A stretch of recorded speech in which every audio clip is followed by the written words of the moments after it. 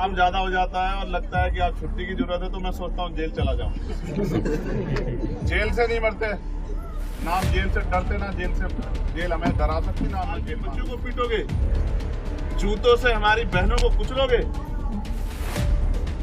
धिक्कार है तुम पर, तुम्हारी बहादुरी पर धिक्कार है। पुलिस निकम्मी सरकार को भूलेंगे और ना हम पे लाठी चलाने वाले करके, और आएगा वो दिन कि हिसाब होगा। आप जानते हो कि यहाँ क्या हुआ? मैंने तो सुना है, आपने देखा, कुछ ने देखा है, कुछ ने सहा। किस तरह से 11 तारीख में जो हुआ, 12 तारीख में जो हुआ, फिर 13, 14 में आपके बच्चों के साथ जो हुआ, घर में घुस के बहनों के साथ, माओ के साथ जो हुआ, वो सब आपने देखा और सहा। फिर 15 तारीख को सोमनाथ के साथ क्या हुआ, और 16 तारीख को वकोड़े साहब के साथ क्या हुआ, ये भी सब आपके सामने। आपने अपनी आंखों से जुल्म देखे, आपने अपनी आंखों से अपने लोगों पे होते हुए अत्याचार को देखा। मैंने तो सुना है, मैं सुन के इतना तकलीफ में हूँ, आपने तो देखा सहा है, मैं क्या कह सकता हूँ।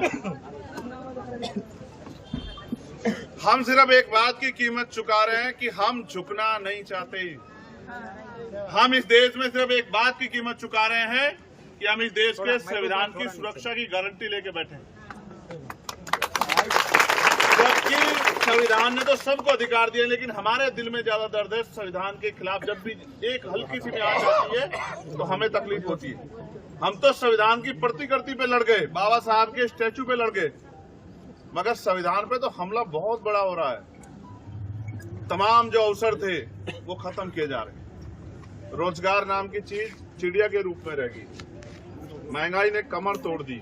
नौजवान पढ़ा लिखा बेरोजगार घूम रहा, घर में खाने को लोगों के पास रोटी नहीं, कोई सुनने को नहीं है। पहले अवसर थे, आरक्षण की वजह से कुर्सियों पर बैठ जाते थे हमारे लोग, आज उन नौकरियों को निजीकरण करके खत्म किया जा रहा है।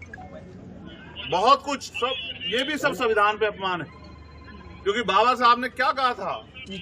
बाबा साहब ने कहा था कि संविधान जब तक मुझे मेरे जाने के बाद मरा मत समझ, जब तक संविधान जिंदा मैं जिंदा।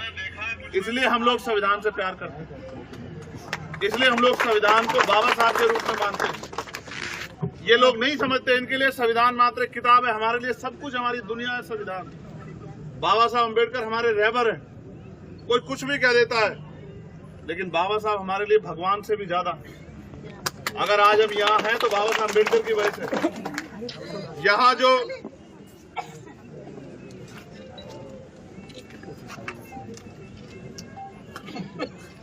फिर क्यों कहते हो कि हमें मार दिया किसी ने?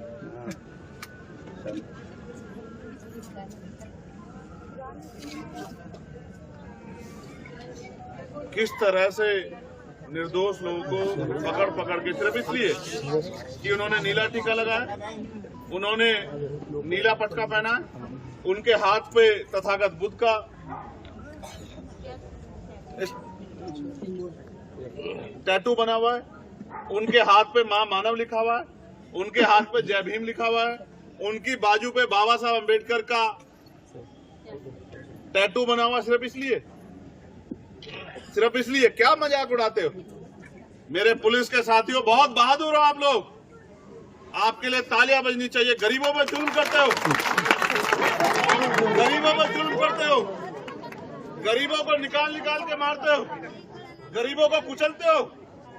मैं कहता हूं आपका ज्यादा सम्मान होना चाहिए, क्योंकि आप अपनी ड्यूटी का जिस तरह का प्रयोग कर रहे हैं, ये किससे छिपा हुआ नहीं। पुलिस प्रशासन मुर्दाबाद, मुर्दाबाद, मुर्दाबाद, मुर्दाबाद, मुर्दाबाद। ये अच्छा है। मैं पुलिस के साथियों का धन्यवाद दूंगा कि आपने हमारे लोगों को मारा, क्योंकि इनको पता लगा कि वर्दी पहन के सब लोग अच्छे नहीं होते। इनको पता लगा कि सर पे अशोक की लाट लगाकर जो लोग घूमते हैं वो सब लोग रक्षक नहीं होते हैं। इनको सही में पता लगा कि जिनके कंधों पे रक्षा की जिम्मेदारी है वो रक्षक नहीं। अच्छा किया आपने इनको मारा, लेकिन आपको ये नहीं पता कि आपने किस क्रांति को जन्म दिया। परभनी में आपको एहसास नहीं है। भाई आजाद चंद्रशेखर अब संघर्ष करो, हम तुम्हारे साथ हैं।